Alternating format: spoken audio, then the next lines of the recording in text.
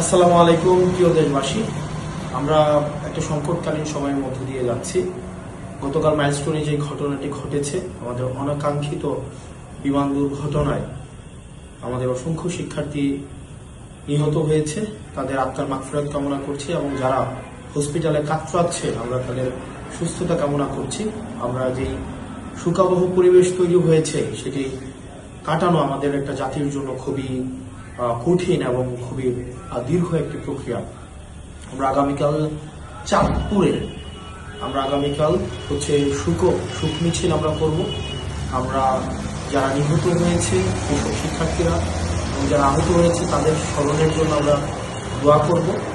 আমরা কালো পতাকা নিয়ে আমরা শোক মিছিল করব।